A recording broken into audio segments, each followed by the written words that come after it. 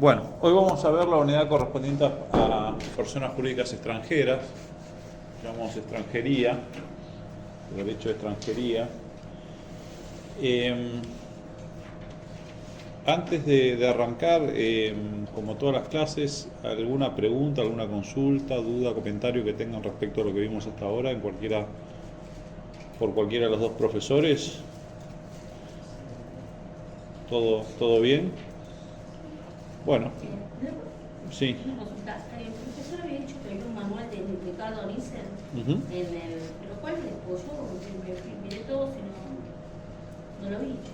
La verdad que no te... Yo me imprimí todo, le pregunto... 200 páginas. ¿Alguien más lo vio? ¿Está? Sí, me lo pasó por WhatsApp. Yo lo pasé por WhatsApp algunas cosas. Ah, sí. Bueno. La parte de sociedades... La parte, bueno, después pónganse en contacto, alguien se lo pase o díganle bien dónde está, pero si está... Pasame el número y te lo paso ahora. Sí. Yo tengo una duda respecto de los plazos para la publicación de las sociedades, la propiamente dicha y en absorción, la liquidación en absorción, la fusión en absorción. La fusión. ¿Y cuál es tu duda? A ver. El plazo de una y de la otra, porque entendí que una era 3 días y que la otra eran 5 días y después entendí que la fusión eran 3 días. No, las dos son 3 días. Ah. Las dos son... Y es el plazo, porque hay dos edictos que se publican. El edicto de oposición a acreedores, que es al que haces referencia a vos, si mal no recuerdo, el artículo 83 de la ley de sociedades. Y después está el edicto, en el caso de que sea una fusión por absorción, el edicto propiamente dicho de la reforma de estatuto del artículo 10, que ya lo vamos a ver cuando veamos Constitución, con lo cual hay dos edictos, pero el que vos haces referencia es el edicto del artículo que tiene una finalidad distinta, ¿no? La ley, cuando manda a publicar edictos en el marco de la ley de sociedades, hay distintos tipos de edictos, la ley no hace diferencia, pero sí hay finalidades distintas. Hay edictos que tienen por objetivo hacer conocer un acto al público en general, a los terceros en general, con lo cual es un edicto que va dirigido a todos nosotros, ¿no? Hay algunos edictos como que va dirigido específicamente a algunos terceros que tienen derechos, con lo cual el de oposición de acreedores va dirigido a los potenciales acreedores, no a todo el mundo. Y después hay edictos que van dirigidos internamente a los socios, ¿ok? Pero bueno, a lo largo de la materia ya lo vamos a ver, pero el que vos decís es de 3 días y está destinado justamente a los potenciales acreedores para que puedan hacer valer sus acreencias respecto a la sociedad. ¿Alguna otra consulta? Bueno, extranjería. Voy a hablar fundamentalmente de la Ley de Sociedades, artículos 118 a 124 de la Ley 19.550. Todo lo que voy a hablar hoy lo pueden ver y estudiar por el manual del doctor Ricardo Nissen, sin perjuicio de que pueda llegar a subir, como hago siempre, algún material específico, algún fallo, alguna resolución administrativa, algún artículo, y como lo hago siempre en el campus virtual, les digo qué es lo que tienen que leer para la clase. Pero en principio, lo que sí te van a tener que leer es el capítulo correspondiente a sociedades constituidas en el extranjero del manual del doctor Ricardo Nissen. Y voy a hablar fundamentalmente de las sociedades, pero desde el año 2015 tenemos una norma que nos indica un régimen aplicable también para las otras personas jurídicas que no son societarias.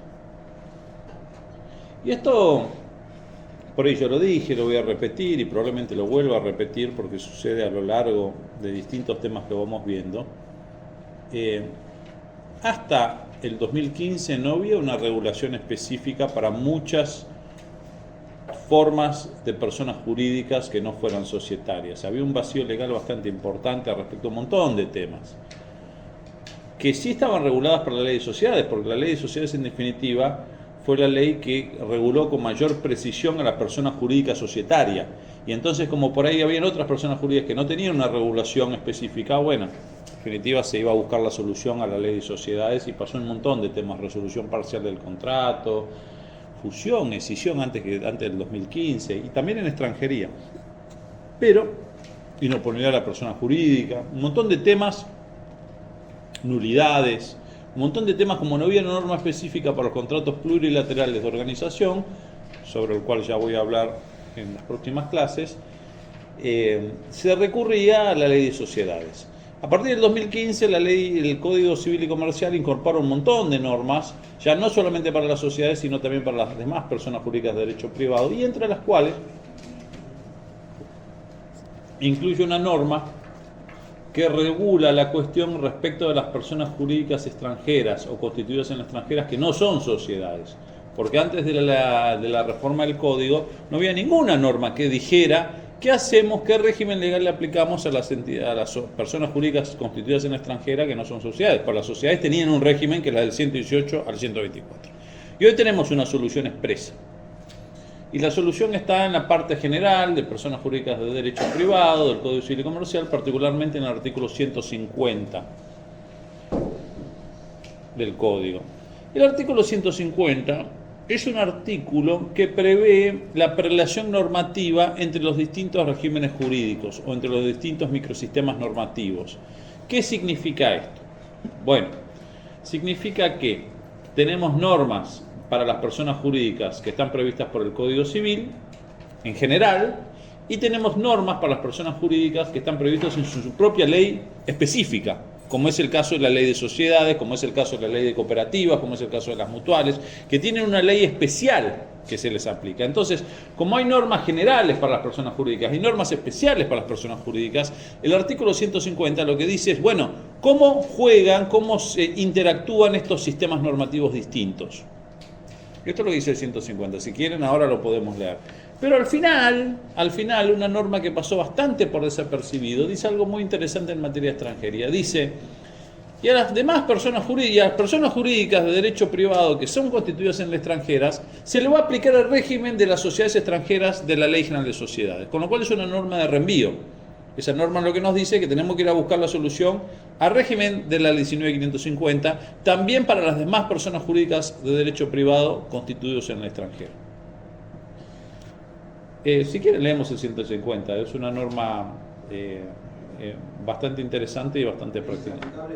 Sí, 150. ¿Se lo leo? Sí. Bueno, artículo 150. Las personas jurídicas privadas que constituyen la República se rigen a. Por las normas imperativas de la ley especial o, en su defecto, de este código. B. Por las normas del acto constitutivo con sus modificaciones y de los reglamentos, prevaleciendo las primeras en caso de divergencia. C. Por las normas supletorias de las leyes especiales o, en su defecto, por las las personas jurídicas privadas que se constituyen en el extranjero se rigen por lo dispuesto en la Ley General de Sociedades. Léeme la última parte. Sí, las personas jurídicas privadas que se constituyen en el extranjero se rigen por lo dispuesto en la Ley General de Sociedades. Bien. Vamos a la primera parte, igual esto es interesante. Las sociedades comerciales, ¿por qué ley se rigen? Es una ley 550. ¿Por qué? La ley de sociedades comerciales. ¿Por qué? Es una ley especial. ¿Qué dice el 150? ¿Dónde lo encajarías? ¿Dónde lo encuadrarías?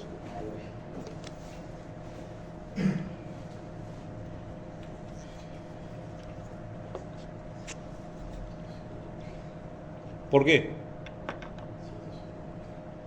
Por las normas imperativas de la ley especial o en su defecto de este código. Con lo cual se aplican primero las normas imperativas de la ley especial respecto a los... ¿Cuáles son las normas imperativas?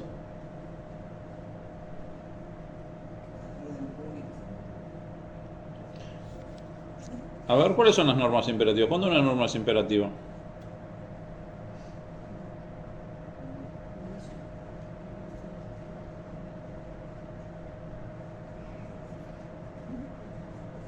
¿Alguien tiene una idea?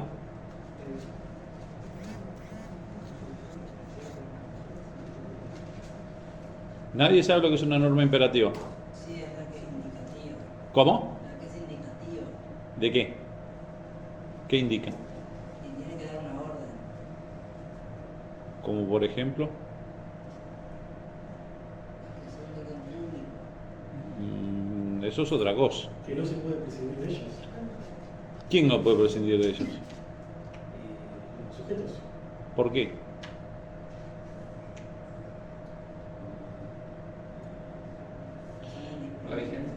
Son indisponibles. A ver, lo de lo imperativo no tiene nada que ver con lo indicativo. No tiene nada que ver, son dos cuestiones distintas. Lo imperativo en principio tiene que ver con que los sujetos no podemos pactar en contra de ellas. Aquellas normas, hay normas que nos dicen, como por ejemplo, la ley de sociedades dice que el objeto tiene que ser, o el plazo tiene que ser determinado, ¿no? Esto es una norma imperativa. Nosotros podemos pactar un plazo determinado, el que querramos, pero siempre tiene que ser determinado. No podríamos decir que el plazo es indeterminado. ¿Por qué? Porque es una norma imperativa. Algunos dicen, entre los cuales está Ricardo, dicen que las normas imperativas son de orden público todas. Otros dicen que no, que orden público e imperativo son dos cuestiones distintas. Pero lo que tienen que tener claro es que justamente las normas imperativas son indisponibles. ¿Ok? Por ejemplo, la ley de alquileres, ¿no? Establece normas que son imperativas en cuanto a que fija, hoy lo que se está discutiendo eso es la reforma de la ley de alquileres, fija un modo de actualización, de indexación del valor del contrato de alquiler, fija un plazo mínimo, que es de 3 años, con lo cual un contrato celebrado por un año, en principio en un contrato de alquiler ordinario, que no sean las excepciones previstas por el Código Civil de alquiler temporario, sería nula, porque no se puede pactar en contra de una norma indisponible. Después tenemos la discusión de lo que es orden público y lo que es imperativo. Lo vuelvo a repetir. Algunos dicen que no hay diferencia, otros dicen que el orden público en realidad es una forma de imperatividad, pero no es la única, que pueden haber normas imperativas que no son de orden público, que están en interés. ¿Y cuál es la diferencia? Bueno, en las normas de orden público hay un interés público en juego. En las normas imperativas hay una prohibición, pero está en cuidado, está regulado para cuidar, para tutelar un interés particular, no un interés general. Puede ser de un tercero particular. ¿Cómo? Puede ser de un tercero particular.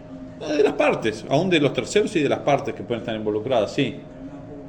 La similitud entre ambas sería entonces que, Lo que son limitantes de la autonomía de la voluntad. Sí, señor, esa es la definición. Son limitantes de la autonomía de voluntad, porque ustedes saben que el principio en derecho patrimonial, uno de los principios es la autonomía de la voluntad en materia contractual, ¿no?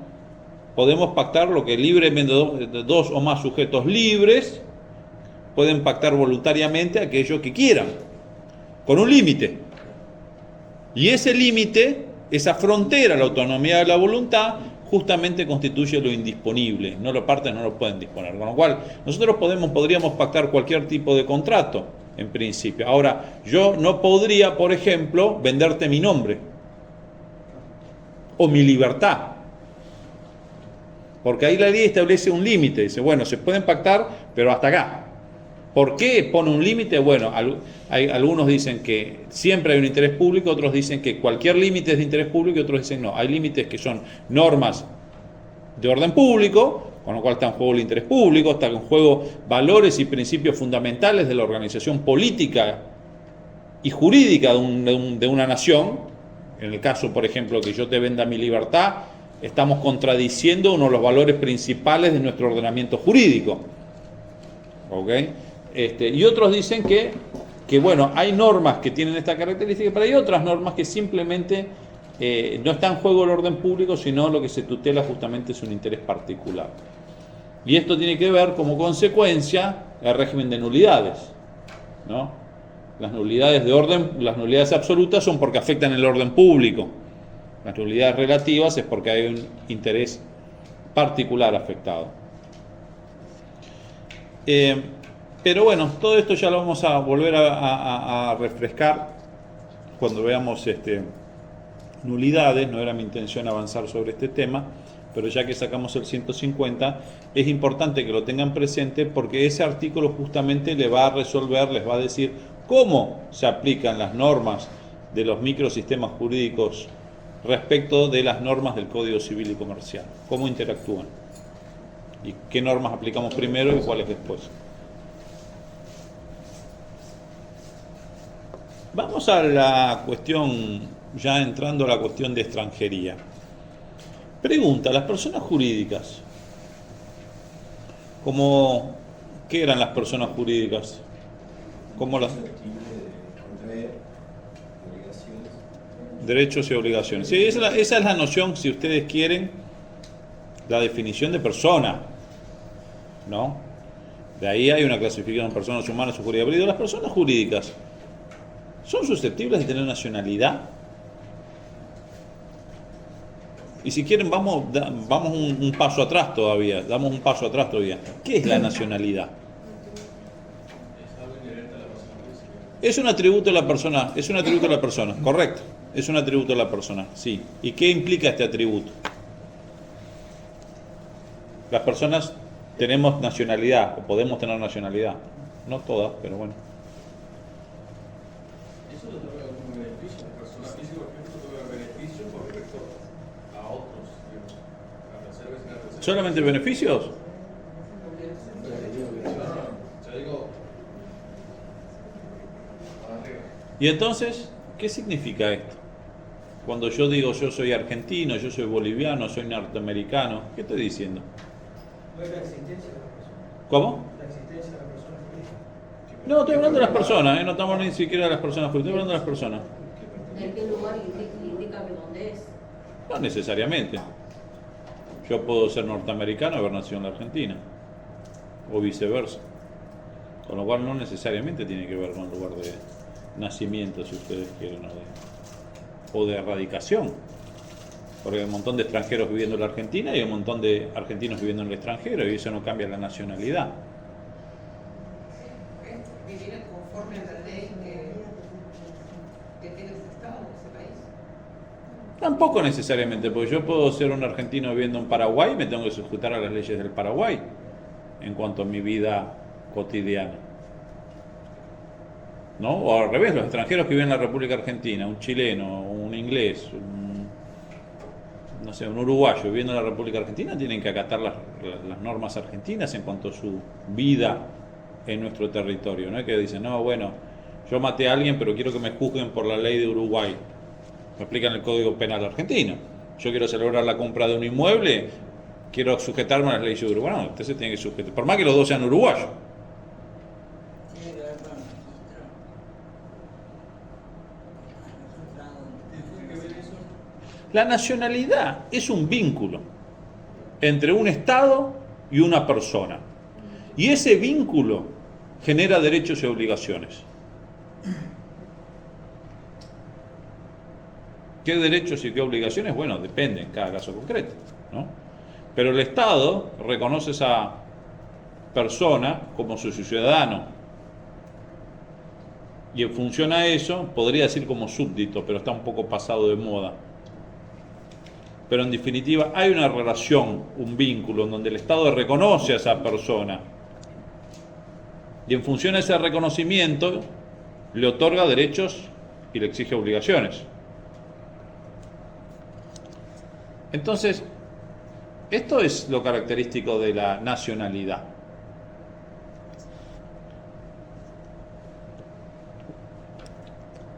Pregunta: ¿este vínculo también existe, esta nacionalidad, también existe respecto de personas jurídicas?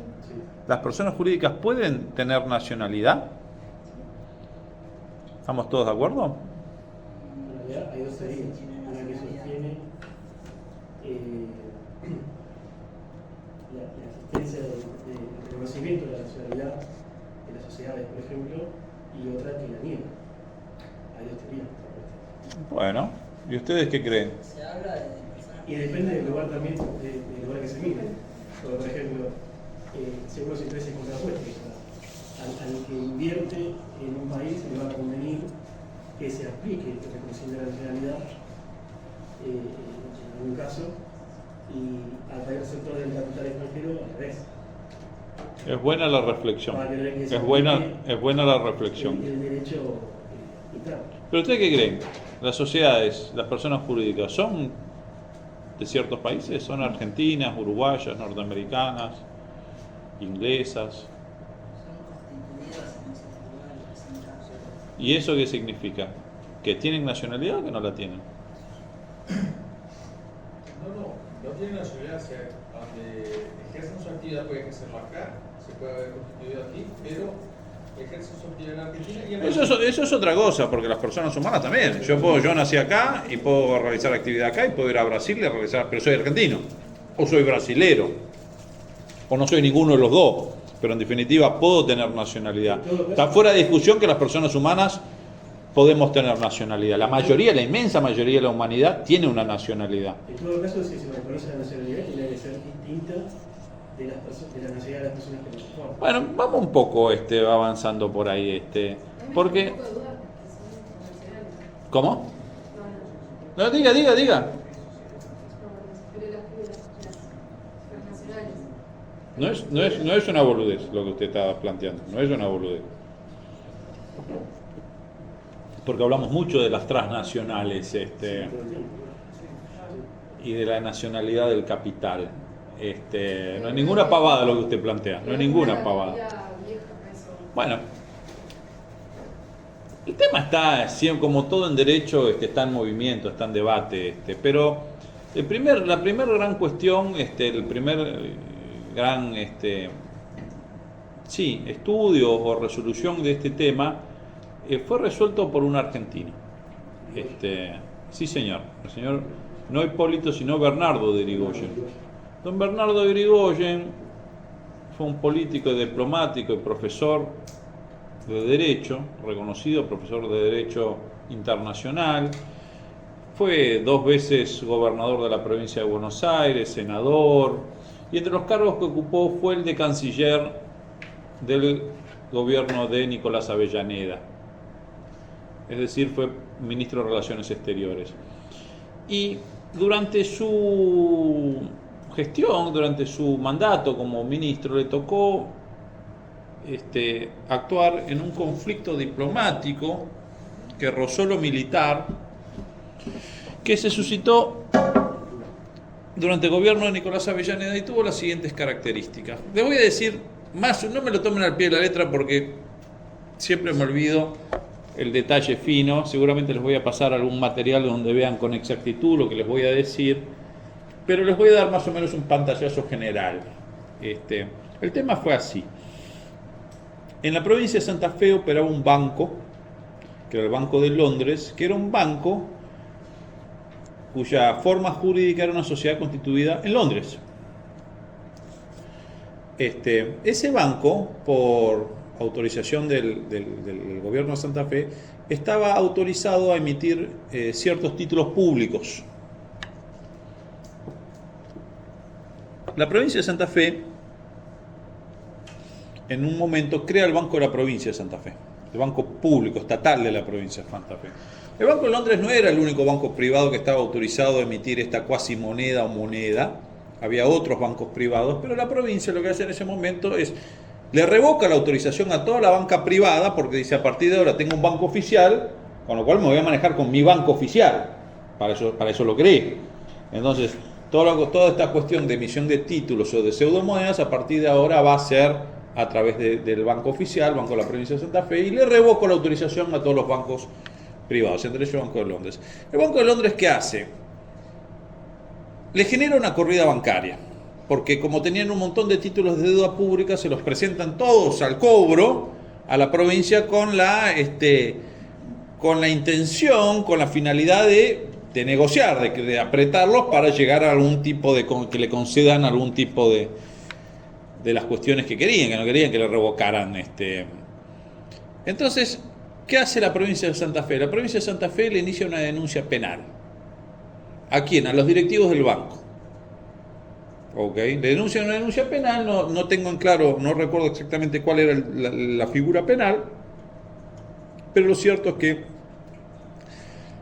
el directorio del banco estaba compuesto por ciudadanos alemanes y algunos ingleses, ¿no? Esto es el directorio del banco, que son los administradores del banco. Y entonces, frente a este supuesto, se presenta una queja diplomática el Gran Bretaña. Se presenta una queja diplomática y dicen: ustedes están afectando a personas que están, nuestros nacionales, a quienes nosotros les reconocemos nacionalidad, entre los cuales están tanto los directivos del banco como la sociedad misma.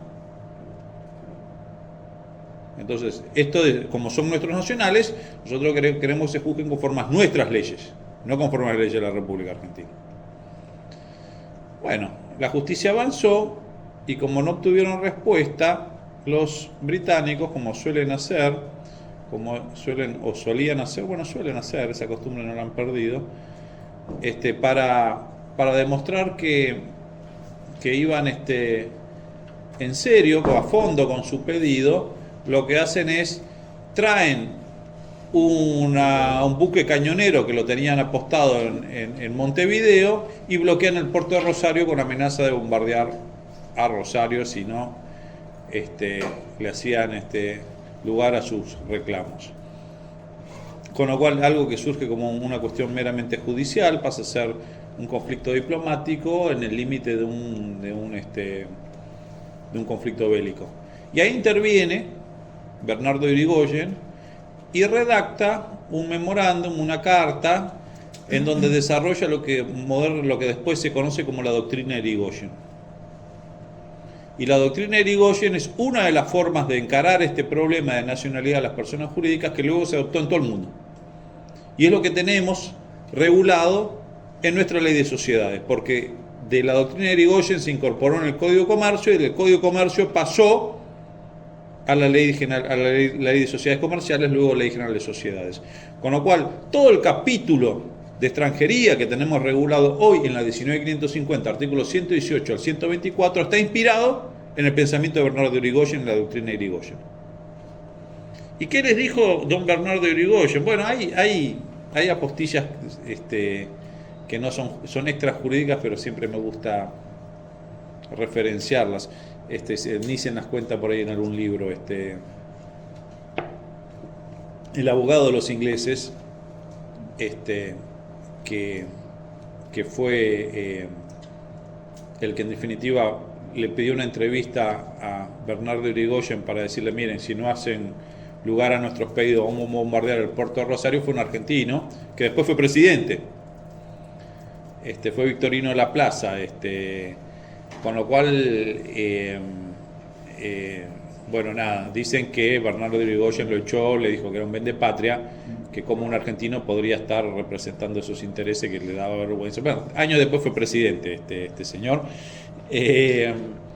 Pero bueno, el conflicto se resolvió por la vía diplomática. Los ingleses aceptaron la doctrina de Irigoyen y después esto se difundió por todo el mundo. ¿Y qué es lo que dice la doctrina de Irigoyen? La doctrina de Irigoyen dice: mire, el atributo de la nacionalidad es propio de las personas humanas, no de las personas jurídicas.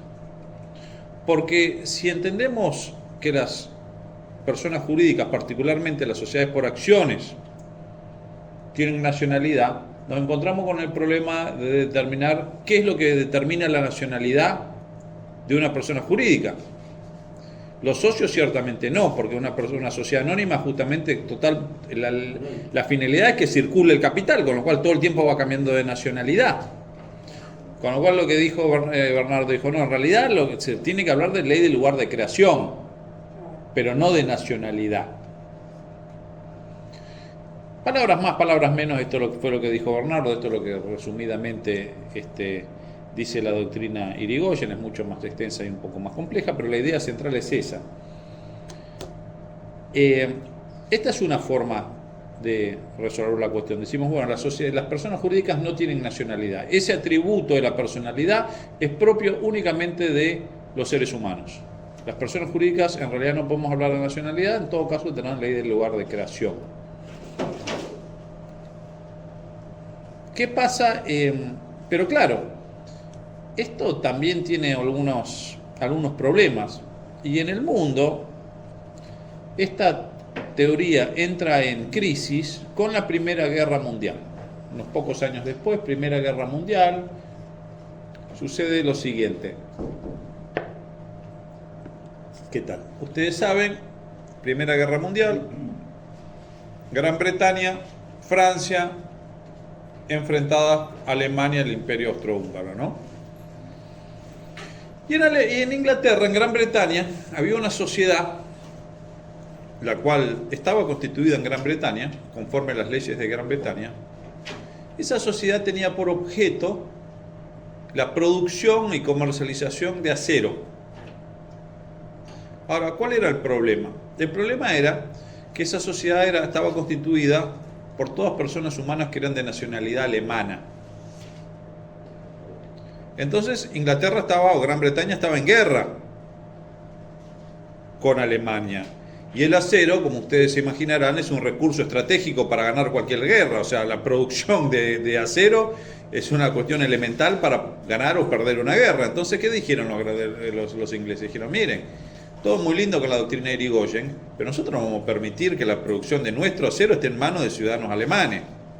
Por más que esa sociedad sea constituida conforme a nuestras leyes, pero lo cierto acá es que quien, en definitiva, deciden la voluntad de esta persona jurídica son ciudadanos de una potencia enemiga, con lo cual estamos en guerra. Con lo cual todo muy lindo, pero esto es una sociedad en definitiva alemana. Con lo cual la expropio, la confisco. Y así hicieron con un montón de sociedades. En nuestro país tuvimos algo de eso, tuvimos algunos casos de eso. En Argentina se aplicó, tengo entendido, a partir de la Segunda Guerra Mundial. ¿Te acordás dónde lo dijo? Hubo un fallo que lo dijo. Yo no me acuerdo, pero hubo decretos que... Sí, ciertamente.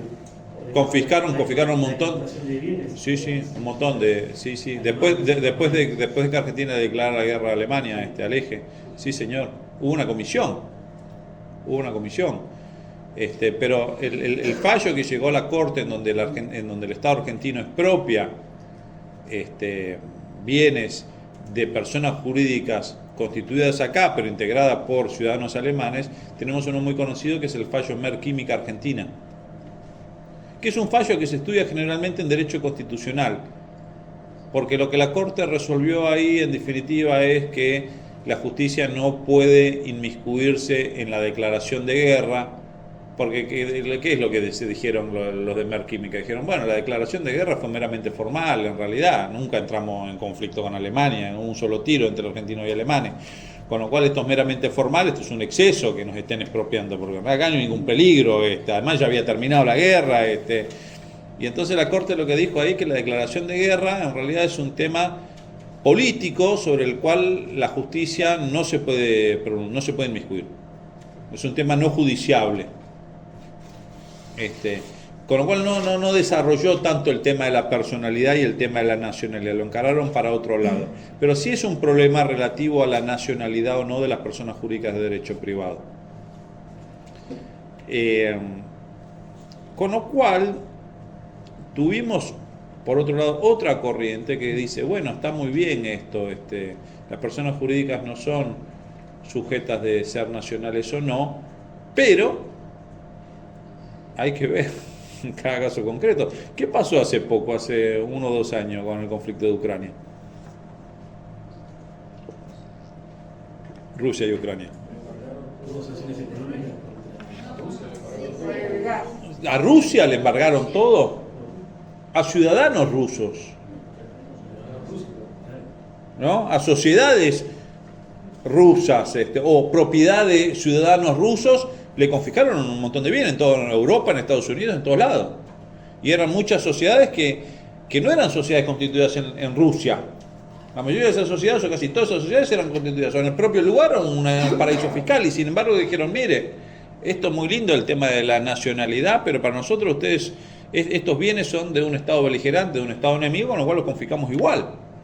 Con lo cual fíjense en que el tema de la nacionalidad aún hoy es un tema que está discutible y está en boga. Porque es un poco lo que dijo acá la compañera. ¿Y qué pasa con las sociedades transnacionales? Bueno, esta es mi opinión. Yo creo que siempre detrás de las personas jurídicas hay personas humanas, hay voluntades lisas y concretas.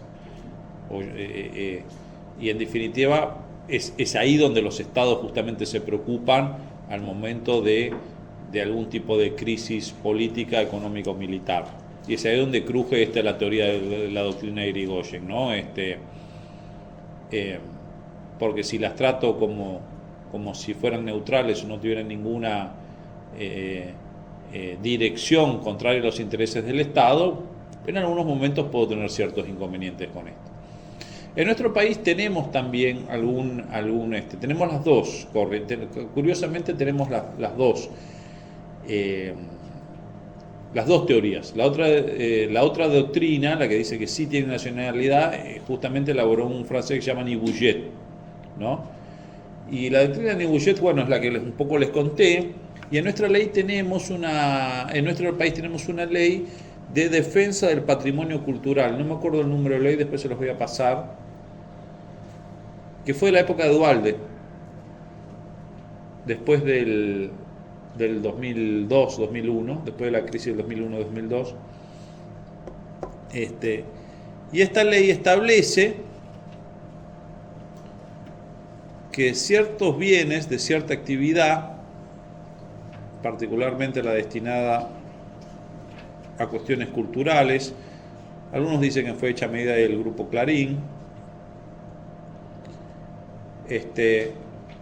tienen que ser desarrolladas por personas humanas o personas jurídicas nacionales, y en el caso de sociedades le establece que un determinado porcentaje del capital accionario del capital social tienen que ser ciudadanos argentinos.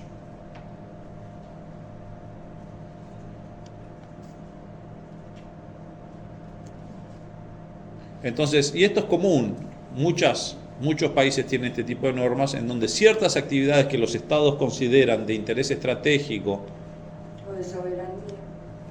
tiene que ver con la soberanía, tiene que ver, le dicen, bueno, mire, acá para realizar esta actividad lo puede ser una persona nacional, una persona jurídica, pero esa persona jurídica tiene que estar dirigida por ciudadanos del país en cuestión. Pasó, sin ir más lejos, con TikTok, ¿no? En Estados Unidos, durante la gestión de Trump, pasó con TikTok, donde dijeron TikTok en realidad es una empresa china que atenta a nuestra seguridad nacional, con lo cual lo obligaron a los chinos a vender, por lo menos el TikTok que opera en Estados Unidos, tuvieron que vender las sociedades a ciudadanos norteamericanos, independientemente de que se trataban de sociedades norteamericanas. Con lo cual este tema, que parece que es un tema de libros de allá, de la época de Irigoyen, es ciertamente un tema muy candente y es un tema que se encuentra en constante debate y aplicación. Después tenemos otro problema, porque si decimos que las sociedades constituidas en las sociedades pueden tener nacionalidad, la siguiente pregunta es, bueno, ¿y qué es lo que determina la nacionalidad? ¿Qué es lo que hace que una persona sea jurídica, sea alemana, argentina, belga, paraguaya o china? ¿En función a qué le atribuimos nacionalidad a una sociedad? Las leyes de qué manera están constituidas. Domicilio fiscal. Eso es una posibilidad, pero tenés ahí entonces el problema que somos 5 argentinos, nos vamos a Uruguay, constituimos una sociedad en Uruguay, entonces tenemos una sociedad uruguaya. Ahora, si Argentina entra en conflicto con Uruguay, ¿la sociedad es uruguaya o es argentina? Pues en definitiva esa sociedad va a tomar decisiones en función a lo que decían los argentinos. Sus decisiones va a estar regida por las leyes uruguayas. Sí, bueno, pero el problema que es justamente lo que pasó y lo que pasa en los países que entran en guerra. Lo que pasa es que no quiere que lo... Entonces dicen, sí, es una sociedad inglesa, sí, está bien, pero son todos alemanes. ¿Los voy a dejar que me decidan cuánto acero producir a los alemanes? Entonces no dejes que los alemanes constituyan tu país. ¿Cómo? Entonces no dejas que los alemanes... O sea, eso se podría regular en cada país. No dejas que personas humanas extranjeras constituyan una sociedad en tu país y resulta Sería una solución posible, pero que atentaría gravemente contra todo el tráfico mercantil. Pues el problema no lo tenés en momentos de tensión bélica, en otros momentos que vengan todos, que trabajen y que produzcan. Afectaría. ¿Son sociedades controladas? ¿Cómo? ¿Son sociedades controladas por los gobiernos? ¿En qué sentido? ¿Son reguladas? Depende de qué gobierno y depende de qué actividad. Depende de qué actividad. Porque en Arabia, yo tengo un amigo que se fue allá a vivir y ella no puede traer la plata de allá para acá. Eso se la prohibieron. O sea, ella puede gastarla ahí, pero traerla acá. Sí, pero eso es un tema de divisas, no es un tema societario en sí. Eso no tiene que ver justamente con la política cambiaria, no con la persona jurídica en sí. Con lo cual, lo que dice Marte es una posibilidad. En el mundo yo no conozco ningún lugar donde prohíban a los extranjeros constituir sociedades, pero es una posibilidad. Y no digo que es una buena posibilidad, digo que es una si es un problema que de pronto tengas una sociedad controlada por extranjeros. Si no fuera un problema, no es un problema. Pero si el problema es justamente que sea controlada por extranjeros, no hay otra forma de determinar la nacionalidad, entonces. Los directivos. ¿Cómo? Limitar los cargos directivos. Lo que decía, se tiene que vender a los ciudadanos. La mayoría de las acciones las tiene que tener. ¿Cómo? Acá hay mil ejemplos de gente que se va a Uruguay, constituye una sociedad allá y trabaja acá. Sí, Se pero llama la playa. Pero eso es. Claro, está bien, pero está bien. Pero la pregunta es, esa sociedad que los argentinos van y constituyen en Uruguay, ¿es uruguaya o es argentina? ¿O no tiene ninguna nacionalidad? Es uruguaya porque es un lugar de constitución. Pero que sea lugar de constitución no necesariamente significa que sea nacional, son dos cuestiones distintas. Ustedes dicen, tiene nacionalidad y es uruguayo. Eso es una posibilidad de...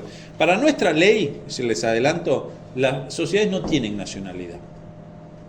Eso es la doctrina de Irigoyen. Nosotros tenemos la doctrina de Irigoyen. Con lo cual, para la ley de sociedades, las personas jurídicas no tienen nacionalidad. Lo que sí tienen es un lugar de constitución. Entonces, como es una persona jurídica y la persona jurídica es creada por una ley, porque a diferencia de una persona humana que la podés ver, que la podés tocar, yo veo donde hay una persona humana, la puedo percibir con mis sentidos, una persona jurídica no la puedo percibir con mis sentidos. Necesito algo más. Con lo cual, hay una norma que la reconoce. Y la pregunta es, bueno, si viene ¿cómo sé yo si llega a migraciones una persona? Bueno, baja del avión un ser humano. Y entonces digo, ahí hay una persona y yo como Estado argentino la reconozco. Veo que hay una persona y en función a que es una persona humana, nuestra Constitución Nacional le reconoce ya derechos y obligaciones. ¿No? Si baja alguien, una persona de un avión, ya el Estado argentino está obligado a respetar derechos fundamentales de esa persona, no puede actuar de forma que violaría a derechos humanos, etcétera, etcétera, etcétera, porque hay un ser humano ahí, y nuestro derecho lo protege, lo reconoce y lo protege independientemente si es argentino o no, si es ciudadano argentino o no. Si es ciudadano argentino, además tendrá ciertos otros derechos políticos que por ahí el extranjero no tiene, pero el extranjero goza de los mismos derechos en principio que del extranjero, que del ciudadano local, ¿no? Y con la persona jurídica, ¿cómo sabemos eso? ¿Cómo sabemos si existe o no, si hay o no una persona jurídica? Si no la podemos ver a priori ni tocar. Entonces, ¿en función a qué el Estado reconoce o no personalidad jurídica? Ese es el problema. Bueno, si hay una resolución de la IGJ por paridad de género, también tiene que hacer por paridad de nacionalidades de los directivos. No, supongo. No, bueno, es un problema IGJ, es un problema legal.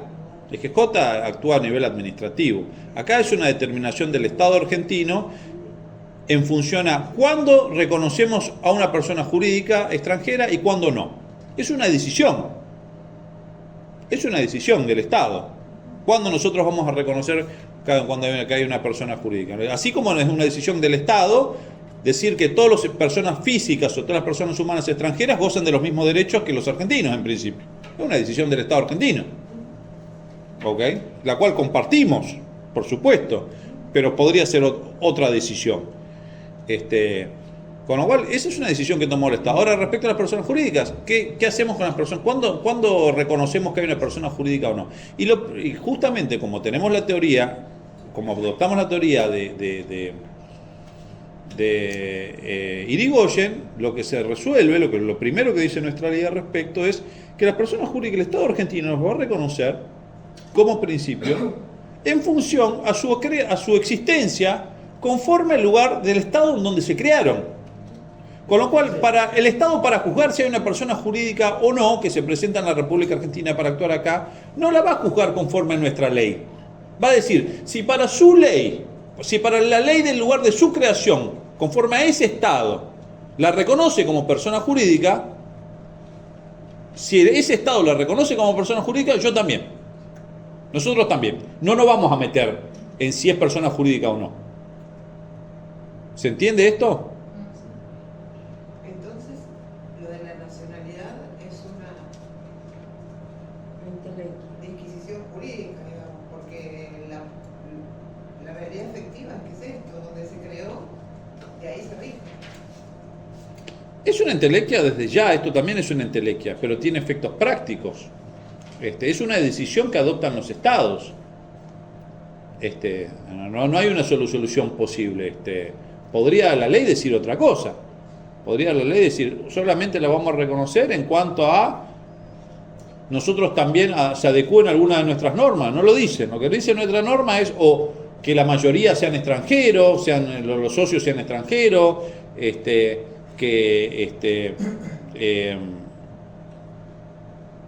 no sé, un montón de cuestiones podría decir, pero fija un criterio nuestra ley. Por lo menos la ley de sociedades, la ley de defensa de los bienes culturales dice algo distinto, para esa actividad específica. Entonces sí. No, para dar un ejemplo, entonces lo que le vamos a reconocer a la persona jurídica porque tiene extranjero es que no le vamos a exigir, por ejemplo, que cumpla con los requisitos de constitución. No con los requisitos de constitución de nuestra ley. Claro. Le vamos a exigir que cumplan con los requisitos de la ley de lugar de constitución, claro. Si para Francia eso es una persona jurídica, nosotros no nos metemos en eso. Si Francia dice persona jurídica para mí, automáticamente nosotros decimos está bien, para nosotros también, la reconocemos. Profesor, ¿y cómo juega la nacionalidad en el caso de que la persona humana tenga la nacionalidad argentina, por ejemplo, y constituya una empresa en el exterior? Ningún problema, en principio ningún problema. La empresa, la persona jurídica... Es distinta, la persona jurídica es distinta a las personas humanas o jurídicas que la conforman, tiene personalidad jurídica diferenciada. O Con sea, lo cual, se comporta como si fuera sí, extranjera. una persona extranjera. ¿Sí? Extranjera no, constituida en el extranjero. Construida en el exterior. Profesor, y en términos de actividad, porque ya que se reconoce la nacionalidad, no la nacionalidad, sino la regla de constitución del país de origen, digo, no hay una forma de hacer un control de las prohibiciones que tienen en su lugar de origen, digo, porque hay empresas con determinadas nacionalidades que tienen prohibiciones en su país y sin embargo vienen a Latinoamérica y hacen todo lo contrario. Pero eso es en cuanto a la actividad, no en cuanto a la persona jurídica. Eso hay que ver los organismos que regulan las actividades en particular. Yo estoy hablando a nivel de persona jurídica. Después la persona jurídica, si existe, puede realizar actividad lícita o ilícita y le aplicaremos las sanciones conforme a su actuación en nuestra República Argentina. También es interesante que decís vos, y ya voy a hablar la última parte de la clase sobre las sociedades offshore, porque toca el punto de las offshore. Las offshore son sociedades que por definición no pueden ejercer actividad en su propio lugar de origen. Por eso son offshore, ultramar significa offshore. Con lo cual, las offshore, una de las características que tienen es que conforme a su propia ley de creación, no pueden realizar actividad en su propio lugar. Lo tienen que realizar necesariamente afuera. ¿Ok? Y en principio, nuestra ley de sociedades no prevé nada al respecto. La Inspección General de Justicia, desde que llegó Nissen, sí, y las prohíbe. Bajo el argumento, igual ya vamos a hablar offshore, bajo el razonamiento, mire, si usted no es lo suficientemente bueno para actuar en su propio país conforme a su propia legislación, ¿por qué yo, Estado, la tengo que aceptar? Si usted ni siquiera puede actuar en su propio territorio. Ese es el argumento por el cual... Pero es una norma de carácter administrativo que solamente aplica en la Ciudad de Buenos Aires. Después se van a otra jurisdicción y las inscriben. ¿Ok? Sí. No, en la práctica yo también entender más allá de la discusión quizás más filosófica, si tiene una nacionalidad, en qué cambia ¿Tiene algún impacto concreto eso? Sí, sí. Ya vamos a ir. Sí, tiene, claro, porque tiene. No es una cuestión meramente teórica. Pero vamos al 118. Necesito que busquen la ley de sociedades, la ley general de sociedades. Y vamos primero al capítulo. ¿Cómo se llama el capítulo? Disposiciones generales. El capítulo comienza con el 118, el título. De la sociedad constituida en el extranjero. Fíjense en que ya sienta la posición de Irigoyen. Habla de sociedades constituidas en el extranjero, no dice de las sociedades extranjeras. Con lo cual implícitamente ya le está negando el carácter de la nacionalidad. ¿Qué dice la primera parte del 118? La sociedad constituida en el extranjero se rige en cuanto a su existencia y forma por las leyes del lugar de constitución. Bueno, esto es el principio de hospitalidad. El Estado argentino reconoce, es hospitalaria con todas las personas, con todos los extranjeros, tanto humanos como personas jurídicas, ¿no? Está en nuestra Constitución Nacional, que los extranjeros, igual la Constitución se refiere a humanos, no a personas jurídicas. Pero como principio somos un Estado receptor de extranjeros, otorgamos muchos derechos, y en materia de personas jurídicas el principio de hospitalidad dice que cualquier persona jurídica que viene a actuar en la República Argentina, nosotros la vamos a reconocer y le vamos a aplicar su legislación en cuanto a su existencia y forma, no a todos efectos, en cuanto a su existencia y forma, es decir,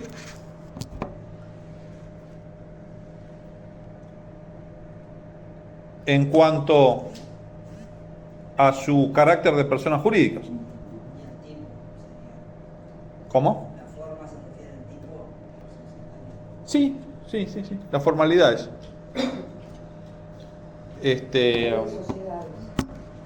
Así que ese es el principio. Hay una excepción, pero esa es la regla, principio de hospitalidad.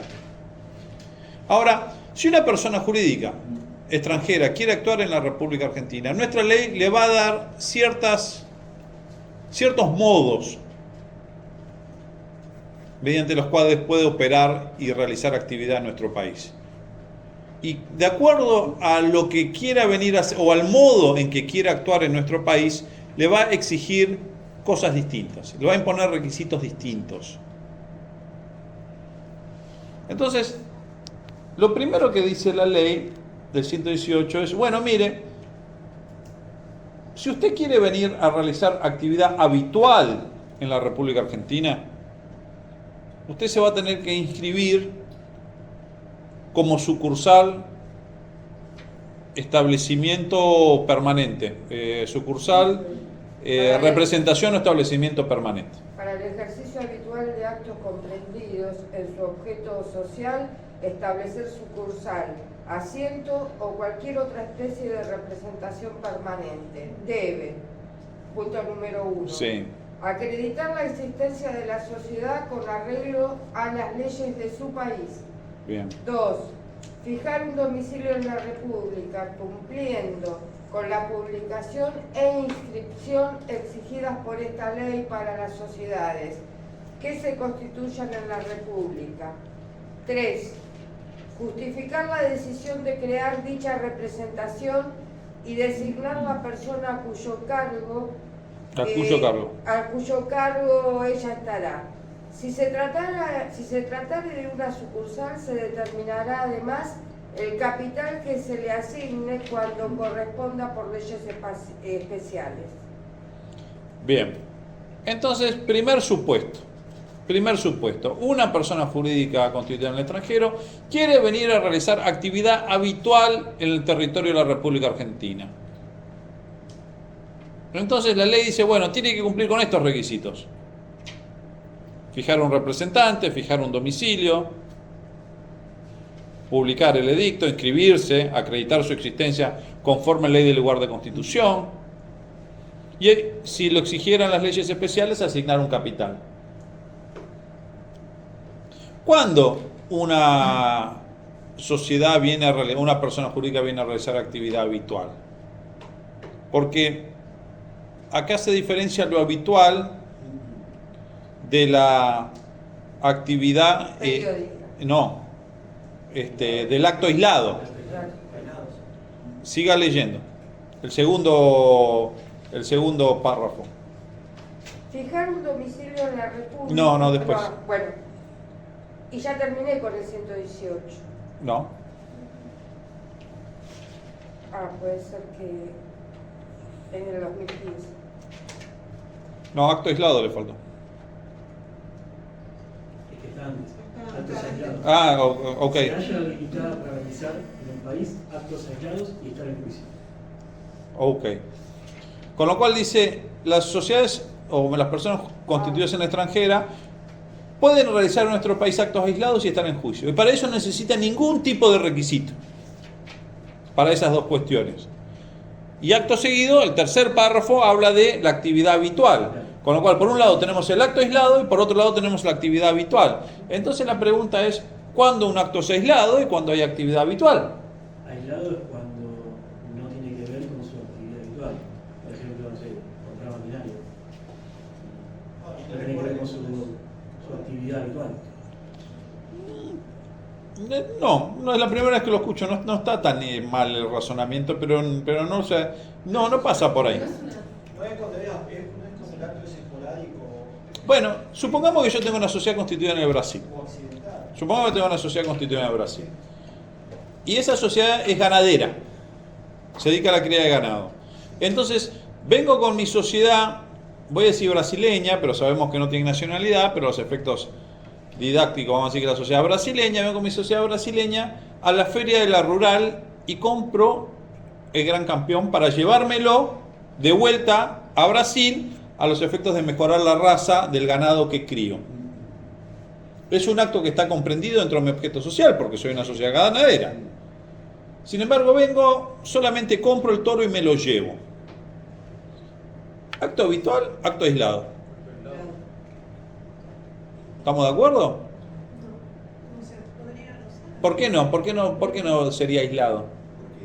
Porque tiene que ver con el objeto de la sociedad, o sea, que es el ganadero. No viene. Pero en algún lado de la ley dice que el acto aislado tiene que ser aquel que no está referenciado al objeto. No, habla de la actividad. ¿Cómo? Habla de la actividad. Habla de actividad habitual. Actividad habitual. Habitual. Pero dice, vamos al 118, dice, para realizar actividad habitual en la República Argentina. Claro. No es algo habitual que venga todo el tiempo a comprar. No, pero no estamos hablando de todo el tiempo. Estamos hablando de que vino una vez, compró el toro y se fue. Buscó algo determinado, no es que... Bueno, es un acto esporádico y accidental. ¿Cómo? No es un acto esporádico, accidental, en el sentido, compra ese toro para... Pero tiene que ver con su actividad. No, pero es la actividad en la República Argentina, no con su actividad. Lo que haga en Brasil es problema de la sociedad en Brasil y del Estado brasilero. Lo que nuestro Estado juzga, nuestra ley juzga, ¿qué es lo que hace nuestro país? Con lo cual, la habitualidad o no está en función de lo que hace acá, en nuestro territorio. Con lo cual, si viene a realizar un solo acto de compra-venta del toro y se va, todo pareciera ser que es un acto aislado. Porque no genera vínculos en la República Argentina. No hay habitualidad del ejercicio en la República Argentina. Entonces... Porque para hacer esa compra necesita fijar un domicilio en la República Argentina, estar inscrito en la República Argentina. No. Pero necesita pasar un montón de controles porque es un ser vivo el que se lleva. Pero el requisito para la habitualidad es que tiene que fijar un domicilio y... Sí, pero lo que estamos viendo es si eso es qué es un acto aislado y qué es un acto habitual. Con lo cual, sí, para ser un acto habitual tiene que cumplir con una inscripción. Pero el aislado no. Pero el aislado no. No dice nada de aislado. ¿Cómo? Que de aislado no dice que está requisitado. No dice nada, no tiene que cumplir con ningún requisito. Dice, podrán realizar actos aislados o estar en juicio. Y después dice, para realizar la actividad habitual tiene que cumplir con esto y esto. Con lo cual, para el acto aislado no se requiere nada. Pero suponiendo, sigamos acá lo que dice la compañera, digo, Si el acto es aislado y solamente viene a realizar ese acto, ¿Para qué se va a registrar? ¿para qué se va a registrar? ¿Y si se llevan 1000 toros en vez de uno? Bueno, ahí entramos en la discusión, pero estamos hablando en este ejemplo. Ya vamos a extender la ¿Se discusión. lleva potencial en 1000? No, yo hablo de un toro. Usted me está cambiando el supuesto fáctico. Para reproducir, dijo usted. Sí, sí, para reproducir. Pero el ejemplo que di es un solo toro, no son 1000 toros. Si hubiese querido preguntar 1000 toros, digo, se llevó 1000 toros. Estamos en un solo toro. ¿Acto aislado o no acto aislado? Sí, es una Si son 1000 toros, vamos al ejemplo que da acá la compañera. Si son 1000 toros y se lo lleva de un solo saque, Acto aislado igual. ¿acto aislado o acto habitual? Así estamos. ¿Cómo? Así estamos. Un día se van a llevar. Pero, pero no tiene nada que ver una cosa con la otra. Estamos discutiendo a nivel de registración o no. Después si es económicamente conveniente, si hace la soberanía. Es un debate que no la vamos a dar en este curso. Yo estoy hablando de personalidad jurídica y qué nos conviene hacer como nosotros Estado, registrarlos o no. Si se llevan 1000 toros, ¿tendrían que registrarse la sociedad por ese solo acto? ¿Es cuantitativo? Porque sigue siendo un solo acto. Y si viene al año que viene y se lleva otro toro, No hay dos actos. ya no es aislado. ¿Estamos todos de acuerdo? ¿Pero qué caracteriza la habitualidad? Pero sigue siendo un acto aislado porque no es su actividad habitual en Argentina. Y si viene todos los años y todos los años se lleva un toro, Ahí sí. y si se viene cada 5 años y se lleva un toro, Pero no tiene que ver con el tiempo eso. Bueno, No sé el tiempo. este es el problema, que la ley no dice lo que es acto aislado. La ley no dice que es acto aislado, con lo cual queda sujeto a la interpretación. Ahora, tampoco fija, claro, acá hay una forma de verlo, porque lo que dice la compañera no está tan errada. Acá hay dos formas de verlo. La habitualidad en función a la reiteración del acto en el tiempo. Es una forma de juzgar la habitualidad. Entonces algunos dicen, la habitualidad tiene que ver con la reiteración. Ahora, ¿cuál es la frecuencia? Bueno, es un gris tremendo eso, porque nadie puede decir si vengo cada 5 años aislado, si vengo cada 4 no lo es, o dónde está el límite en cuándo se transforma un acto aislado en habitual. Digamos, tenemos blancos, tenemos negro, y en el medio tenemos una paleta de grises que puede dar a muchas interpretaciones, ¿no? Porque bueno, que sea una cada 2 años, cada 3, cada 5 meses. Si vengo todos los meses, claramente es un acto habitual. Ahora, si vengo todos los años, me podrán decir que sí o no. Y si vengo cada 10 años, y pareciera ser que sigue siendo que es un acto aislado. Y de ahí, de un negro a un blanco, tenemos un montón de esquemas en el medio. Pero esos aquellos, parte de la doctrina y de la jurisprudencia, que dicen, bueno, tenemos que evaluar el acto aislado o no en función a la reiteración del acto en el tiempo. Después es una cuestión casuística de evaluar cuándo es la frecuencia. Pero hay otra corriente que dice, eso está muy bien, pero hay que sumarle otra análisis, otra forma de ver, que tiene que ver con la naturaleza del acto, no solamente con la reiteración, sino con la naturaleza del acto, porque hay actos que por su naturaleza no son aislados. Y el ejemplo no es el que dio usted, pero el ejemplo que ponen es la compra de inmueble. ¿Y por qué dicen está entre ellos? ¿Y por qué dicen que la compra de un inmueble nunca es un acto aislado, por más que sea un solo inmueble?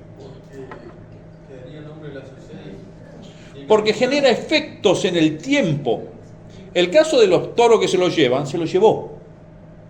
Pagó el precio, se lo llevó, ya no genera consecuencias esa operación en la República Argentina. Pero la compra de un inmueble, supongamos que es un departamento, yo todos los meses tengo que pagar las expensas, yo todos los meses tengo que pagar los impuestos. Con lo cual genera un vínculo de forma permanente en la República Argentina. Con lo cual parte de la doctrina le va a decir, no solamente son aislados aquellos actos por su frecuencia, sino que también hay actos que no son aislados por su naturaleza. ¿Ok? Con lo cual es un mix de los dos, o hay que tener los dos elementos en cuenta. ¿Qué dice la ley? La ley no dice nada.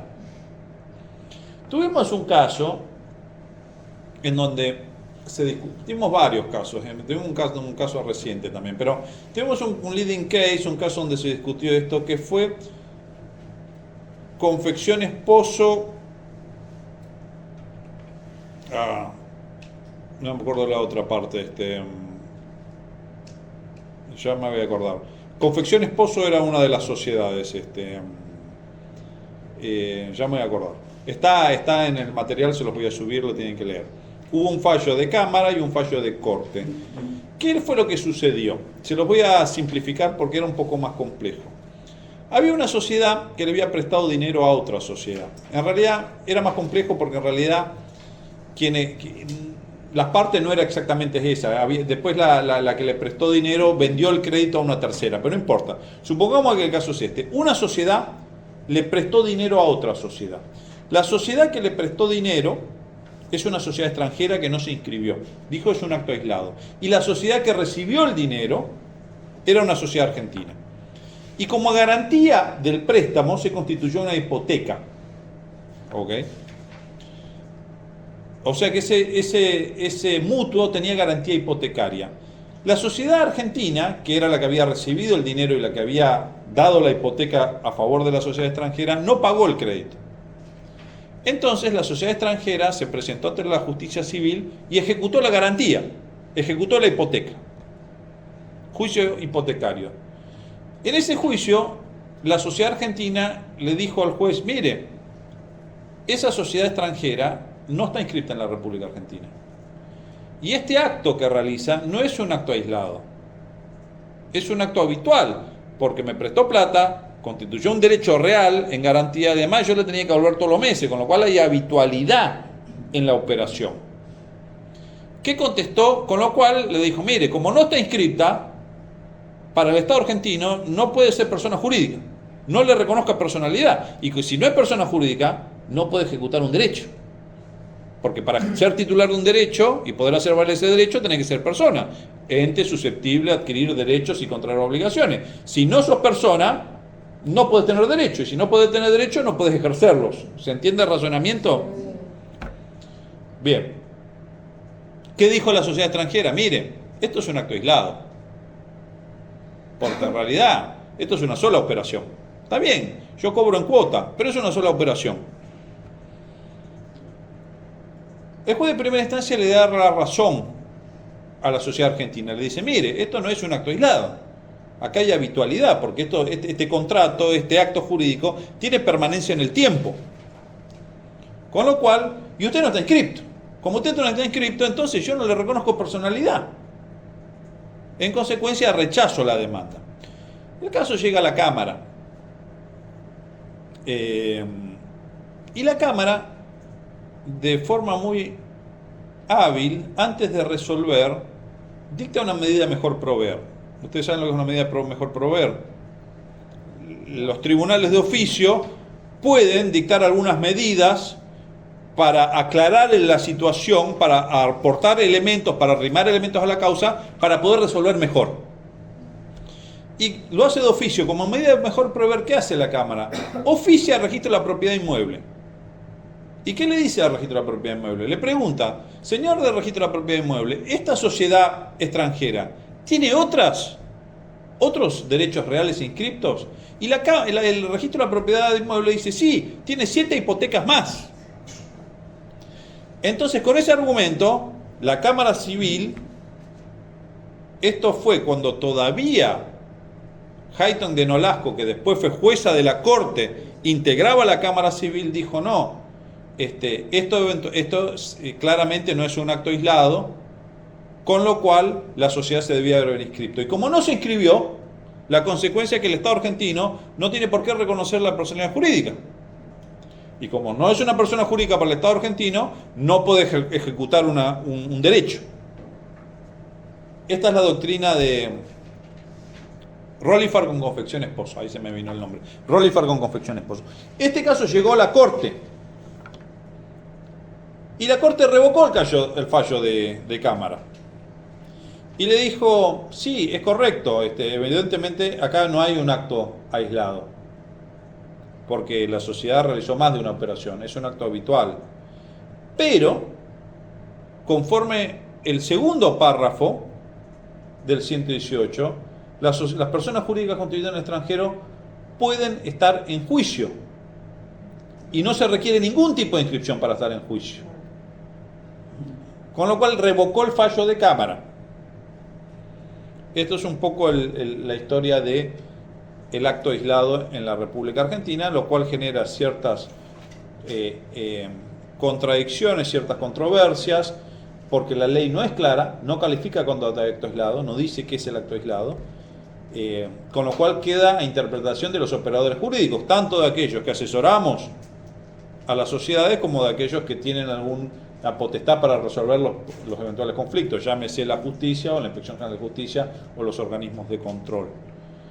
Pero, perdón, pero al decir caso aislado y estar en juicio en la misma oración, favorece a la empresa extranjera de alguna manera. Porque o está en una o está en otra. No pueden. ¿Se entiende? Si llega a una instancia judicial, ya está en juicio. Entonces se le reconoce. Para estar en juicio se le reconoce. Y sí. Sí. Porque es lo que... Debería ser más fuerte en esa parte. Bueno, es posible, yo por ahí comparto con usted. Algunas conclusiones, sí. A mí tampoco me gustó la resolución, no comparto la resolución de la Corte. Pero bueno, eso viene de un viejo fallo del año 60 y pico, que fue Corporación El Atillo, si mal no recuerdo, en donde justamente, bueno, ahí hay también una afectación a un derecho constitucional, que es el derecho de defensa en juicio por parte de la persona. Y en función a eso, la Corte en su momento resolvió que debe prevalecer este principio constitucional, que es la garantía de poder defenderse en juicio. Por eso esto se incorporó, de ahí viene esta parte del 118 que dice que para estar en juicio no necesitas ningún tipo de inscripción. Porque antes era como decía usted, a partir de ese fallo, que del año 68, hicieron prevalecer la garantía del derecho de defensa en juicio, por sobre justamente la necesidad de registrarse. En definitiva hay dos valores en juego ahí. Pero no hay un hecho anterior a eso que cometió varios actos que no serían aislados, que limitaría eso. Porque si vos decís un solo acto, podría ser. Tenés tu derecho a estar en juicio. Pero en este caso cometió varios actos que ya le quitó el aislado. Es totalmente cuestionable lo que ustedes plantean. Yo en parte lo comparto, ¿no? Yo comparto con la solución de Cámara, no con la solución de la Corte. Pero bueno, es lo que resolvió la Corte, es lo que tenemos en nuestra ley, después lo podemos criticar o no. Vamos a hacer una pequeña pausa y después seguimos con segunda parte. Entonces, hasta ahora tenemos que una sociedad constituida en el extranjero puede actuar como acto aislado y puede estar en juicio, para lo cual no necesita ningún tipo de autorización ni de registración. Después podemos debatir cuándo hay acto aislado y cuándo no, pero eso es una cuestión, como ya estuvimos debatiendo, queda sujeto a cierta apreciación de los operadores jurídicos.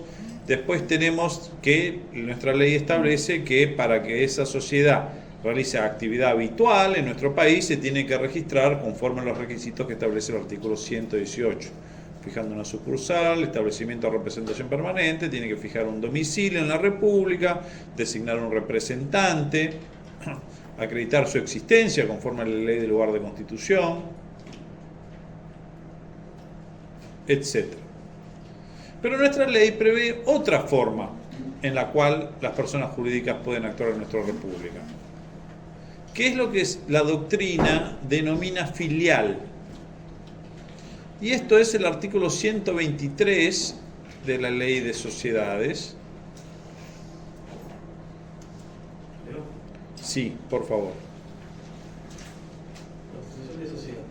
Para constituir sociedad en la República, previamente después del registro que se han constituido de acuerdo con las leyes de sus países respectivos e inscribir su aparato social, reformas y demás documentación habilitante, así como la relativa a sus representantes legales, el Registro Público de Comercio y el Registro Nacional de Sociedades por acciones en su caso. ¿Cuál es la diferencia del artículo 123 respecto al 118? No en cuanto a los requisitos que tienen que cumplir, pues son muy similares. En cuanto a lo que hacen en la República Argentina. ¿Qué hace la sociedad del 118? Tercer párrafo. ¿Qué hace la sociedad del 123? O dicho de otra manera, ¿qué es una sucursal y qué es una filial? Una se constituye en el extranjero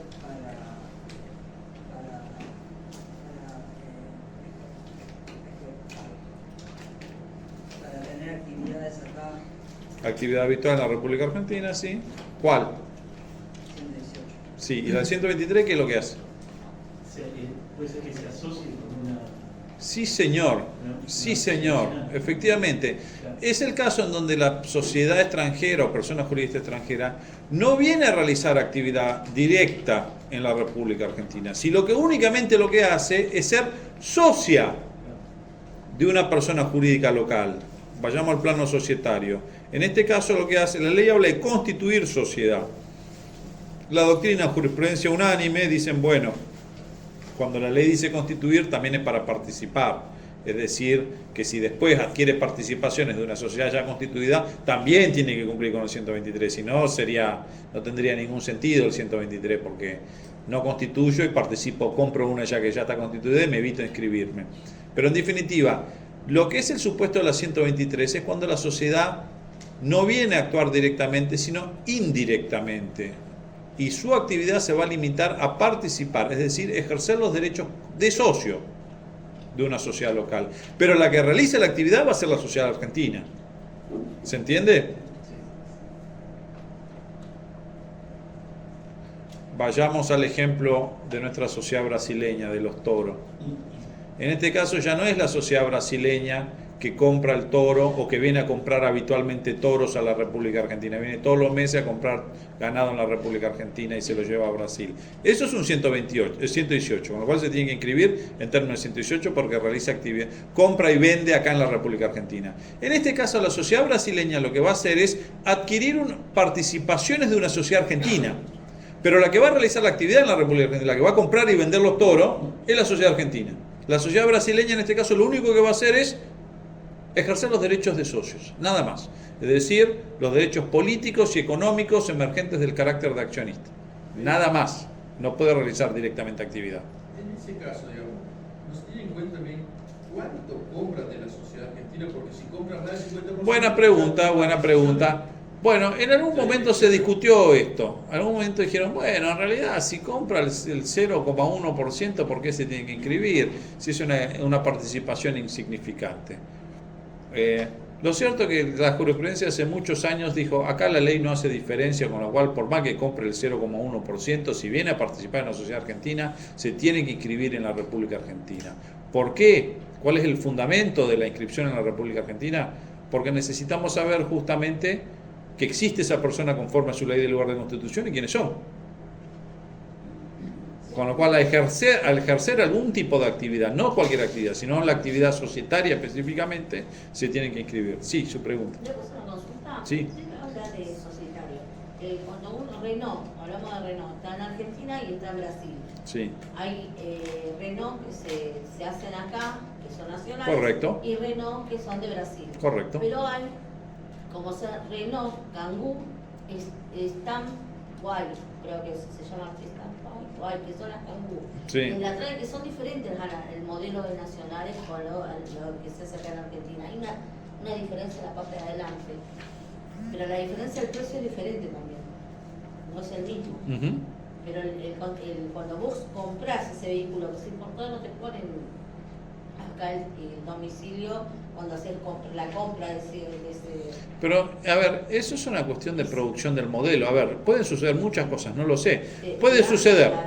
Lo más probable que suceda es que efectivamente exista Renault Argentina, Renault Brasil, y Renault Chile y Renault toda Latinoamérica, que esas sociedades sean todas controladas por Renault Estados Unidos, Francia, ¿okay? Con lo cual el accionista es Renault Francia, pero constituye sociedades en cada uno de los lugares donde opera, ¿okay? Y lo más probable es que esas camionetas fabricadas en Brasil se las venda Renault Brasil a Renault Argentina. Renault Argentina le paga a la sociedad brasileña, las importa y después las comercializa la Renault Argentina. Cuando tal, usted va a comprar la Renault fabricada en Brasil, usted no está contratando con la Renault Brasil, usted está contratando con la Renault Argentina. ¿Ok? Con lo cual hay personas jurídicas distintas, simplemente hay compraventa entre las distintas personas del grupo. ¿Se entiende? Generalmente, y esto es así, todas las grandes empresas, sociedades, cuando operan habitualmente en nuestro país o en cualquier país, constituyen sociedades locales para el ejercicio. Con lo cual funcionan bajo el régimen del 123, no bajo el régimen del 118. ¿Por qué? ¿Por qué? ¿Cuál es la diferencia entre el 118 y el 123 para la sociedad extranjera? ¿Por qué una sociedad que querría venir como 123 o como 118? ¿Qué es lo que más le convendría? Vamos al ejemplo de la compañera. Yo soy Renault. Quiero venir a actuar en la República Argentina. ¿Qué me conviene? ¿Venir como 118 o como 123? Quiero actuar como 118. ¿Pero me conviene actuar como 118 o como 123? ¿Por qué usted dice 118? ¿Por qué usted dice 123? ¿Por qué dice que le conviene actuar como 118? Porque puede realizar la actividad, no es solamente indirecto, no va a poder participar más en ese sentido, tomar decisiones. Pero si constituye la sociedad argentina y es el único accionista, o sea, el accionista controlante, en definitiva las decisiones también las va a tomar. No de forma directa, sino de forma indirecta. ¿Y por qué usted dice que le conviene venir como Porque en el 123? 123 se especifica que va a ser de acuerdo a las leyes de su país. El 118 también.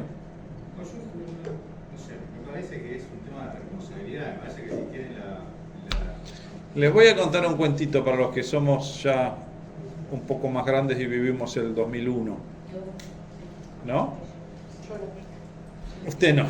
Pero yo sí, yo era un joven abogado recién egresado de la Facultad de Derecho con el título bajo el brazo, y uno de los primeros casos que me tocó atender fue un caso de los famosos corralitos. ¿Ustedes se acuerdan o habrán escuchado de eso? Y entonces me vino a ver un matrimonio muy de avanzada edad, el cual había ahorrado toda su vida para tener una vejez tranquila y había depositado los dólares que habían ahorrado en un banco, que lo puedo decir porque ya no está más acá en el país, que era el Scotiabank Quilmes. Bueno, cuando se especificó, los bancos dijeron no vamos a devolver más los dólares, le vamos a devolver peso. Bueno, toda la gente desesperada quería los dólares, lluvia de juicios, miles de juicios, amparo, qué sé yo. Entonces me vinieron a ver, yo un abogado recién recibido, y les pregunté, mire, y estaban muy indignadas, la gente estaba muy indignada porque se habían quedado con sus ahorros de toda la vida, querían que le devuelvan sus ahorros, y no podían creer que el banco se había quedado con sus ahorros. Entonces yo le pregunté, mire, ¿y por qué? Me trajo toda la documentación, ¿no? Respecto a que tenían al depósito. Digo, pero ¿por qué usted eligió este banco? ¿Por qué usted eligió el Scotiabank Quilmes para confiar los ahorros de su vida, de su vejez? Y me dijeron, mire, es muy sencillo, porque estos son canadienses. Y los canadienses son gente muy seria. Entonces, cuando empecé a estudiar el caso, me di cuenta que en realidad ellos no habían contratado con un canadiense. Ellos habían contratado con una sociedad constituida en la República Argentina, Scotiabank S.A., conforme a la ley 19.550, del cual el principal socio era la Scotiabank de Canadá. Pero la persona jurídica que operaba en la República Argentina era una persona jurídica argentina. Con lo cual, como era una sociedad anónima en el cual los accionistas limitan la responsabilidad al capital aportado, los accionistas me dijeron, mire, no sé, usted vaya y arregle con la Argentina, conmigo no contrató. Yo ya puse la que tenía que poner y ahí terminó mi riesgo. Ya vamos a hablar cuando veamos la limitación del riesgo, ¿no? En las sociedades en donde existe la limitación del riesgo. Entonces, claro, eso fue, y esa es la diferencia. Pocos días después o semanas después estaba en la casa de una amiga y la estaba esperando porque teníamos que ir a un lado, y mientras esperaba encontré sobre la mesa que tenía un folleto muy lindo, un librito de ese papel satinado, el que es gruesito, el que es lindo al tacto, muy lindo así gruesito, de otro banco muy importante, ¿no? Entonces empecé a mirar, porque estaba aburrido mientras esperaba, empecé a mirar. Entonces el folleto tenía el nombre del banco, decía, somos el banco más importante del habla hispana. Tenemos 750 sucursales en 58 países, y te mostraba todos los países donde estaban. Tenemos más de 50.000 empleados en todo el mundo. Estos son nuestros principales clientes en todo el mundo. Estamos desde 1783. Entonces yo me iba pasando por allí, este banco, la verdad que está bueno, este banco, contratos de este banco son buenísimos. Pero como ya era estudiante del derecho societario, porque yo ya siendo estudiante me dediqué al derecho societario y ya conocía un poco esto, digo, acá tiene que haber trampa. Me suena. Y entonces cuando terminaban las 20 hojas del folleto y toda la gente que feliz, y los empleados, y la sucursal y la solvencia, en la contratapa, abajo de todo, en letras chiquititas, bien abajo de todo, decía, Banco tal es una sociedad argentina constituida conforme a la ley 19.550, los accionistas limitan su responsabilidad. Publicidad engañosa. Y eso fue lo que resolvieron algunos jueces durante el corralito, porque esta gente, estos jubilados, yo cuando me trajeron toda la folletería, le decían todo el tiempo que eran el Scotiabank. Hoy hay una norma en el código que prevé justamente esto, en el Código Civil y Comercial, que es justamente cuando uno, porque esto choca contra el principio de buena fe, principio rector del derecho privado. No estoy actuando de mala fe, yo estoy mostrando a alguien que no soy y estoy permitiendo que los demás crean a alguien que yo no soy. Si ustedes escuchan las propagandas en la radio, no sé si alguien escucha la radio todavía, pero yo la escucho, muchas veces le dicen, Pirulito es una sociedad constituida. Bueno, ahí le están hablando de la ley de sociedades. Ahí le están diciendo esto. Entonces, el tema, hubo algunos bancos que eran 118. Algunos muy pocos bancos que cayeron porque eran 118, con lo cual esa defensa no la tenían. Tenían otras, pero esas no podían decir, conmigo no. Porque la 118 es la propia sociedad que actúa en la República Argentina, con lo cual hay una sola persona jurídica. Cuando hay 123, son dos personas jurídicas. ¿Se entiende? Es la persona jurídica que opera en la República Argentina y la persona jurídica extranjera de la que participa. Pero el tercero tiene que reclamar en principio con la persona jurídica con la cual contrató. Ese es el quid de la cuestión. Por eso la mayoría, o casi todas hoy por hoy, son 123 y no 118. Entonces, ese es el efecto práctico que diferencia una 118 de una 123. A ver, ¿tenemos tiempo todavía? Entonces le conviene 123. Y claro. Ahora, tenemos entonces, repasando, formas en las cuales una persona jurídica extranjera puede actuar en la República Argentina. Acto aislado y estar en juicio. No necesita ningún tipo de registración. Ejercer de forma habitual y directa el comercio, la actividad en la República Argentina. 118, tercer párrafo, sucursal, establecimiento de representación permanente con los requisitos que ello importa. O realizar actividad de forma indirecta. ¿Cómo? Participando en una sociedad local, constituyendo, participando en una sociedad local, artículo 123 de la Ley de Sociedades. Esos son los esquemas que prevé nuestra Ley de Sociedades. Pero después tenemos un artículo que fija una excepción a la regla de hospitalidad. ¿Cuál era la regla de hospitalidad? El principio de hospitalidad en materia de extranjería. Que se está reconocida en el país donde está. Repetilo, a ver. Está reconocida Si la persona jurídica es reconocida, en el país donde fue constituida. entonces, Se la reconoce. nuestro Estado dice, si el Estado de usted donde viene la reconoce como persona jurídica, yo, Estado argentino, no me meto, la reconozco como persona jurídica, usted se tendrá que adecuar a cómo quiere operar y inscribirse en función a ello. Pero yo, no, Estado argentino, no me voy a meter sobre si es una persona jurídica o no. La acepto. Hay una excepción a la regla. 124. Sí, señor. ¿Y qué dice 124? De aquellas que tengan domicilio o objeto. Léalo. Vamos a hablar. La sociedad constituida del extranjero que tenga su sede en la República o su principal objeto esté destinado a cumplirse en la misma, será considerada como sociedad local a los efectos del cumplimiento de las formalidades de constitución o de su reforma y contra el orden de funcionamiento. Bien. El 118, el primer párrafo, es lo que se dice que es una norma de derecho internacional privado de reenvío. ¿Escucharon? ¿Vieron derecho internacional privado? Bueno, para aquellos que lo vieron, el derecho internacional privado opera con distintos tipos de normas, uno de los cuales es la norma de reenvío, es decir, el derecho reenvía a una legislación extranjera. Dice, estas reglas no lo vamos a decidir nosotros, se rige conforme a las reglas del lugar de constitución. En este caso es una clara norma de reenvío, porque nuestro país no establece cuándo hay persona jurídica extranjera o no. Lo deja librado la ley del lugar de constitución, con lo cual está reenviando. El 124 es lo opuesto. Es una norma de poder de policía del Estado. Y la norma de poder de policía es aquella norma en donde los estados dicen, esta cuestión yo no voy a reconocer, la voy a resolver conforme en mi derecho y no reconozco injerencia de ningún otro estado, porque hay una cuestión de orden pública y de soberanía en juego. Con lo cual a mí no me importa lo que diga el derecho extranjero. Sobre estas cuestiones aplico única y exclusivamente el derecho local. Con lo cual es una norma que justamente hace exactamente lo contrario a la norma de reenvío, porque la norma de reenvío reconoce el derecho extranjero y lo aplica. La norma de poder de policía lo excluye y aplica únicamente el derecho local, sin importar lo que diga el derecho extranjero. Al Estado argentino no le importa lo que diga el derecho extranjero en este caso. Entonces, ¿por qué en el 124 tenemos una norma de estas características?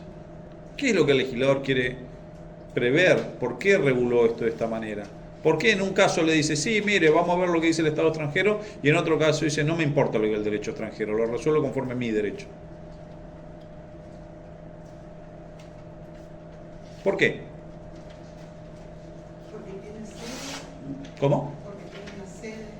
Sí, eso es lo que dice, pero ¿por qué? Porque el que participa de manera indirecta tiene su objeto social. No se mete con el tema directo e indirecto, es lo mismo para el 124.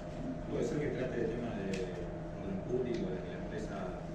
Pero ¿por qué hay orden público? Claramente no. Si hay una norma de estas características, pues hay orden público y soberanía en juego. Pero ¿por qué es lo que el Estado quiere evitar?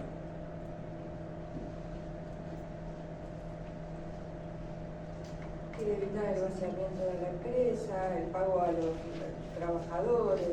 Que sea responsable en lo que la sociedad contrae acá en cada país, en este país.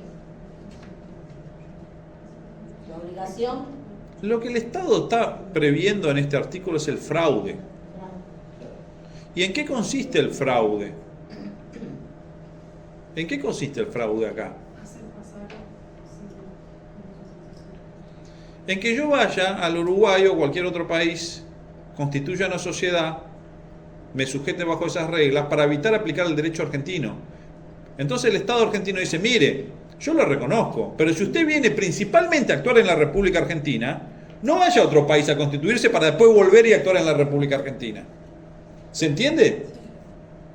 Si usted es una sociedad colombiana, norteamericana, francesa que actúa y viene a actuar en la República Argentina, yo le doy la bienvenida y la reconozco. Ahora, si usted es una sociedad que se constituyó con un objeto de actuar fundamentalmente en la República Argentina, si se constituyó afuera para venir a actuar en la República Argentina, usted lo que está haciendo es evitar la ley argentina. Y ahí, en eso consiste el fraude. Y entonces la solución de la ley es, mire, si usted es una sociedad constituida en el extranjero, yo la voy a reconocer en la medida que su principal actividad esté en el extranjero. Ahora, si usted es una sociedad constituida en el extranjero, pero usted no tiene actividad en el extranjero, sino que toda su actividad o su principal actividad la tiene en la República Argentina, para el Estado argentino usted no es extranjero, es argentino. Y en ese caso, ¿cuál es la consecuencia? Le aplico la ley argentina. ¿A qué le aplico la ley argentina? ¿Qué dice el 124?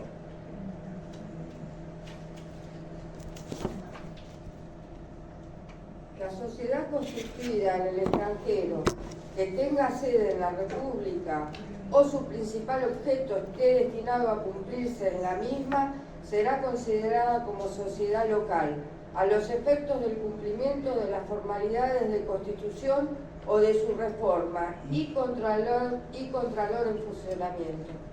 Y controlador de funcionamiento. Con lo cual, lo mismo que dice en el 118, que en principio su existencia y forma se van a regir por la ley del lugar de constitución, si esa sociedad extranjera, constituida en el extranjero, tiene su principal actividad en la República Argentina, entonces se va a considerar Argentina en cuanto a su existencia, forma y control.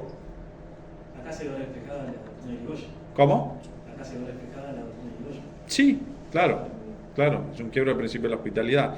El 124 tiene algunas deficiencias de redacción. En primer lugar, que habla de objeto, su principal objeto, lo cual trae algunos problemas. Si el objeto de mi sociedad es fabricar televisores y zapatillas, ¿cuál es el principal objeto?